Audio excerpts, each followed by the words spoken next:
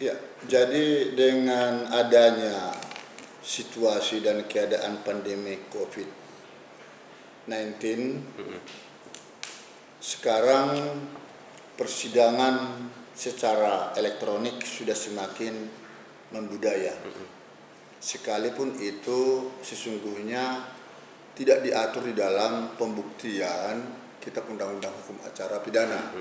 Karena memang saat itu para pembentuk undang-undang tidak pernah terpikirkan perlunya sidang e-court elektronik tersebut.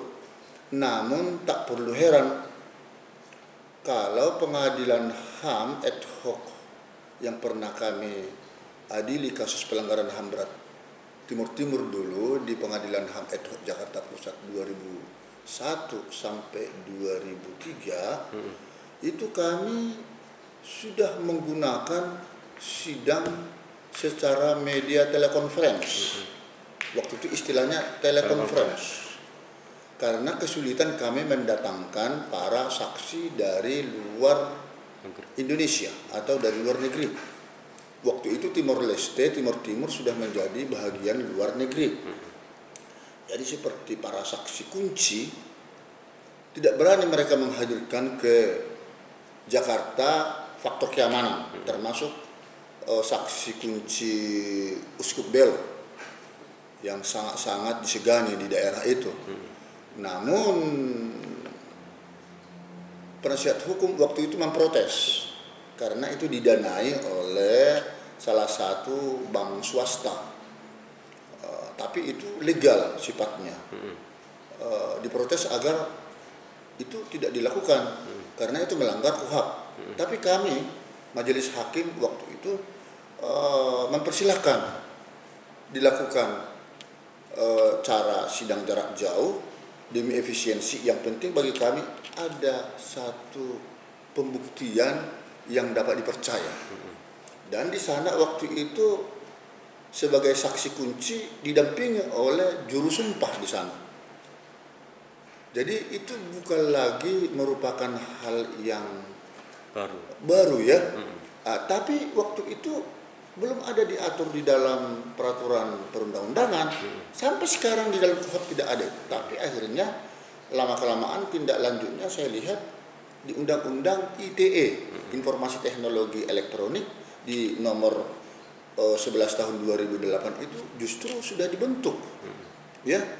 Dan akhirnya segala elektronik, data, WA, SMS, itu semua sudah bisa menjadi alat bukti elektronik. Walaupun tidak ada saksi mata secara faktual, ya. Soal dihapus atau tidak itu sudah tidak menjadi persoalan, tapi pasti ada ya sisa atau bekasnya ya. Nah, jadi akhirnya ini rupanya berkembang. Mahkamah Agung mulai melakukan suatu terobosan menggunakan persidangan e-court secara perdata. Itu diatur di dalam peraturan Mahkamah Agung ya Perma nomor 3 tahun 2018. Saat itu banyak juga para pakar hukum, pengamat yang tidak setuju, keberatan, dan itu bertentangan dengan KUHP atau undang-undang.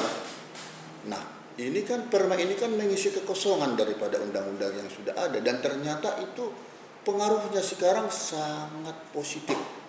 Bukan hanya perdata lagi, karena secara perdata misalnya dia di mall atau di tempat jarak jauh, padahal persidangan ada di Jakarta Pusat atau di Banten misalnya, itu dia bisa melakukan pendaftaran persidangan atau bersidang dengan jarak jauh, kan itu.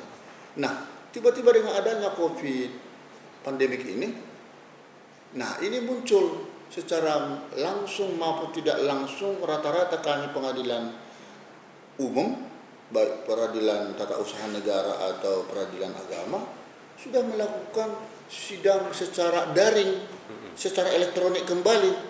Jadi seperti kami di peradilan umum ini, tak perlu lagi dihadirkan para terdakwa di persidangan. Cukup terdakwa itu berada di lembaga pemasyarakatan, kemudian jaksanya juga bisa di tempatnya, di kantornya bisa juga hadir. Pengacara pada umumnya mendampingi terdakwanya di LP, begitu. Nah, jadi hakim bertanya sesuai dengan ruangan yang sudah ditentukan, begitu, dengan tentu ada kode ya. Jadi itu tidak lebih rendah kualitasnya dibanding dengan persidangan secara ya secara langsung yang penuh dengan diawasi. Juga hampir sama dengan waktu kami seleksi calon pimpinan komisi judisial ini. Ya, ini kalau kita kaitkan ini juga menarik juga ya. Kalau tidak dilakukan ujian secara elektronik seperti ini, kapan ada penerimaan pejabat-pejabat terkait dengan lowongan kekosongan para lembaga tersebut, kan itu.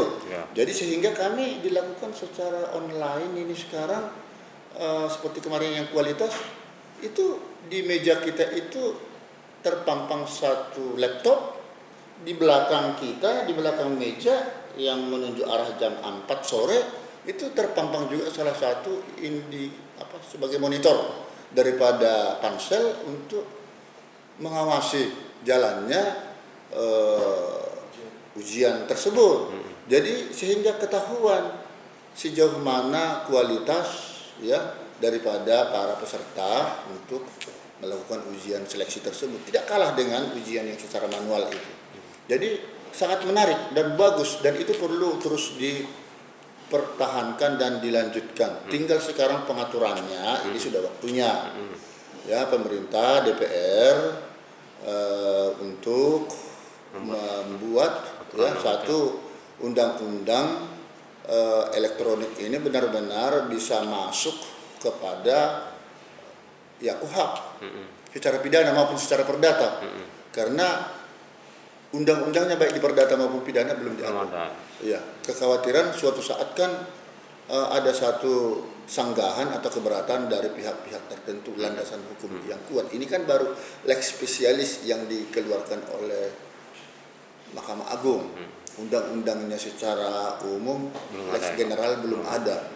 Tapi alangkah baiknya itu dikembangkan, sedang hakim itu memang bebas ya menafsirkan sesuatu undang-undang yang menggali, tetapi akan lebih baguslah kalau pemerintah mengapresiasi dan mengambil alih persoalan yang sudah berkembang selama ini ya. Undang-undang memang selalu terlambat dengan perkembangan zaman, begitu kalau menurut saya. Jangan lupa subscribe ya.